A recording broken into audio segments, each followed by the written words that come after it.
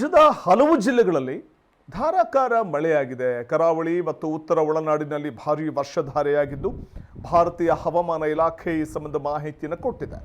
ದಕ್ಷಿಣ ಕನ್ನಡ, ಉಡುಪಿ ಜಿಲ್ಲೆಗಳಿಗೆ ಈಗಾಗಲೇ red alert ಘೋಷಿಸಲಾಗಿದೆ. ಉತ್ತರ ಕನ್ನಡ, ಬೆಳಗಾವಿ, ಧಾರವಾಡ, ಚಿಕ್ಕಮಗಳೂರು, ಹಾಸನ, ಕೊಡಗು ಜಿಲ್ಲೆಗೆ ಆರೆಂಜ್ ಅಲರ್ಟ್ ಘೋಷಿಸಲಾಗಿದೆ. ನೋಡಿ, ಅಲ್ಲಿ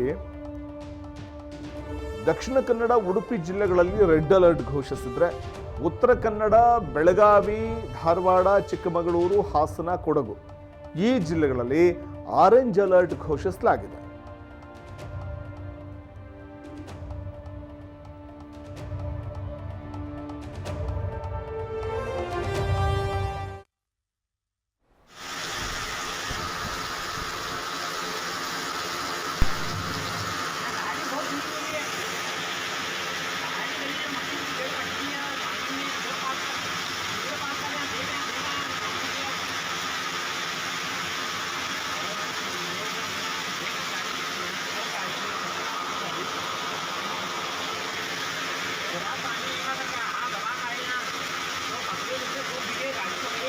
ಇದು ರಾಜ್ಯದ ನಾನಾ ಜಿಲ್ಲೆಗಳಲ್ಲಿ ಸುರಿತಾ ಇರುವ ಧಾರಾಕಾರ ಮಳೆಯಿಂದಾಗಿ ನದಿಯಂತೆ ಮಾರ್ಪಾಟಾಗಿರುವಂತಹ ರಸ್ತೆಗಳು, ಚರಂಡಿಗಳೆಲ್ಲವೂ ಕೂಡ ತುಂಬಿ ಆ ಚರಂಡಿ ನೀರೆಲ್ಲ ರಸ್ತೆಯಲ್ಲೇ ಹರಿತಾ ಇದೆ.